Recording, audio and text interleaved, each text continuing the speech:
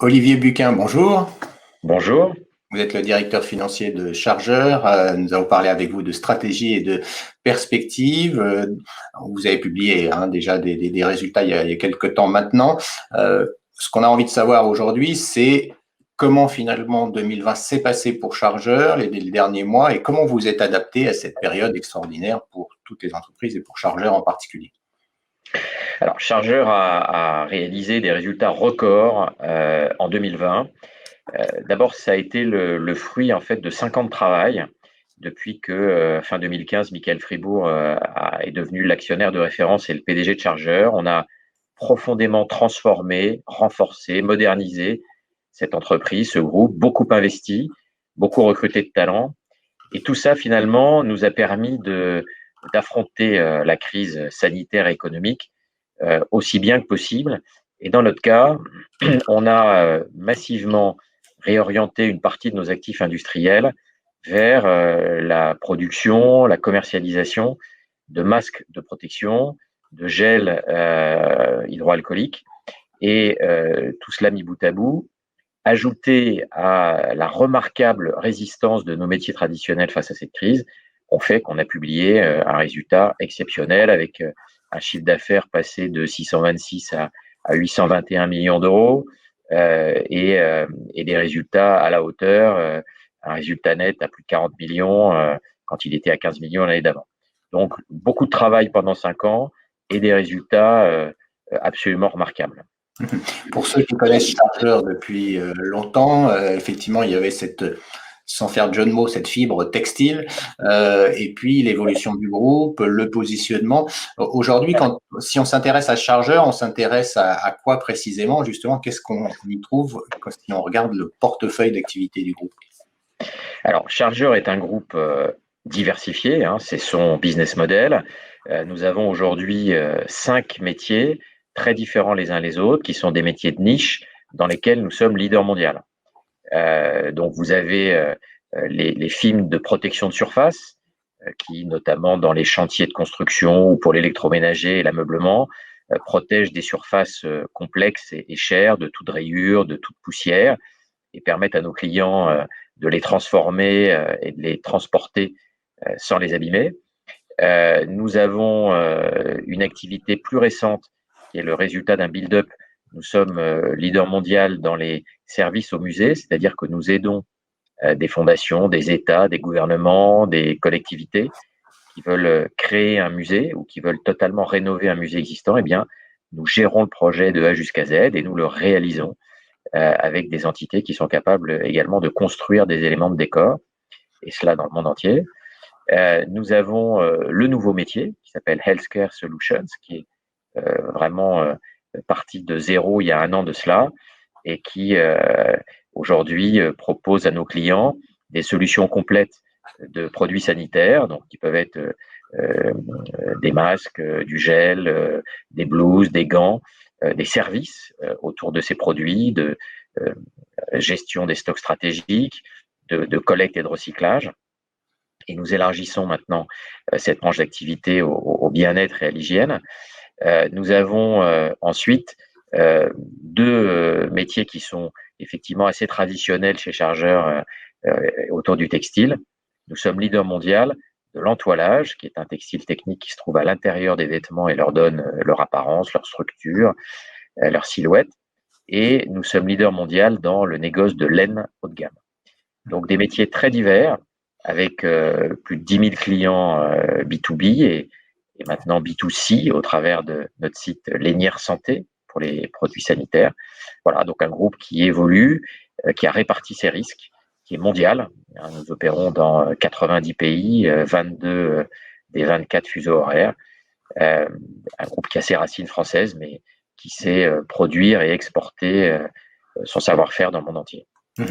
Alors, quand on a cette diversité de métiers, est-ce qu'on a aussi une diversité de cycles, ce qui est souvent recherché par les investisseurs en se disant, bon, quand ça bloque, comme là on a pu le voir effectivement avec la crise Covid, eh bien il y a des activités qui fonctionnent et d'autres qui continuent très bien, voire qui se développent.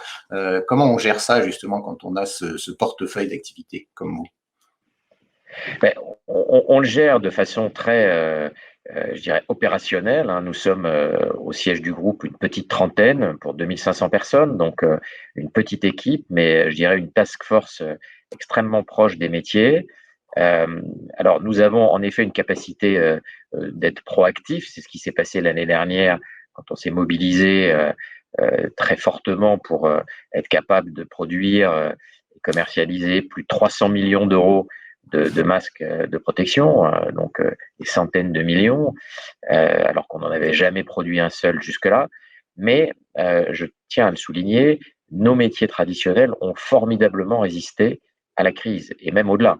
Le métier des films de protection, qui donc est orienté beaucoup vers le bâtiment, vers l'ameublement, l'électroménager, un certain nombre d'industries, qui étaient vues à tort comme cycliques, eh bien, il a démontré que même dans une crise économique probablement d'ampleur inégalée depuis une centaine d'années, eh bien, il a connu une activité stable en 2020 et même un dernier trimestre à plus 8% par rapport à l'avant-crise, donc déjà une reprise, une forte croissance, et il a été très largement bénéficiaire pendant la période en question. Et même nos métiers textiles, qui ont été fortement impactés, puisque avec les confinements, les magasins de vêtements fermés dans le monde entier, où nous avons eu plus de 30% de baisse de chiffre d'affaires, donc évidemment c'est tout à fait considérable, eh bien ces métiers sont restés rentables grâce à tout le travail d'optimisation que nous avons réalisé les années précédentes, également de premiumisation. On est sur du haut de gamme, on est sur des produits de qualité, donc on a su à la fois baisser notre point mort, ce qui évidemment nous a aidé dans une période de baisse de chiffre d'affaires, mais aussi maintenir, même dans cette période de crise, un chiffre d'affaires égal à plus des 2 tiers de l'année précédente, ce qui est tout à fait remarquable. Donc des métiers qui ont très bien résisté à la crise et d'autres qui ont contribué au combat contre le virus au travers des produits sanitaires. Est-ce que ce portefeuille a vocation à évoluer ou est-ce qu'aujourd'hui il est figé, c'est-à-dire que vous avez défini ces différentes activités?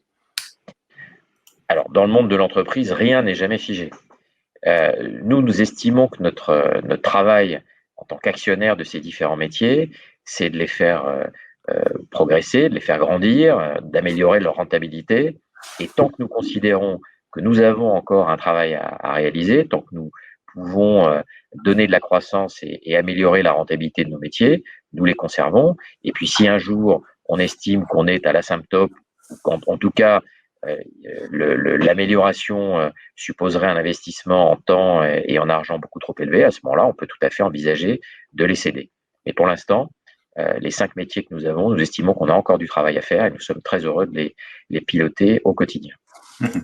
Comment se présentent pour terminer les prochains mois pour Chargeur? Quelles sont vos priorités? Alors, on a bien terminé l'année 2020, on démarre bien l'année 2021. D'une certaine façon, malheureusement, la crise sanitaire étant encore présente, eh bien, les produits sanitaires sont très demandés. Donc, on a gagné un certain nombre de marchés pour des produits sanitaires, des masques de protection ou autres. Par ailleurs, dans l'activité service au musée, pour laquelle nous avons des projets pluriannuels, on a gagné également un certain nombre d'appels d'offres importants. Donc, on a un carnet de commandes d'au moins un an devant nous. Et puis, dans les films de protection, après la forte croissance de fin d'année, nous avons une croissance encore plus forte en ce début 2021 avec un carnet de commandes record. Et donc, on a des perspectives dans ce métier tout à fait positives, au moins pour ce trimestre et au-delà. Merci beaucoup Olivier Bucquin d'avoir été avec nous. Je rappelle que vous êtes le directeur financier de Chargeur. Merci beaucoup.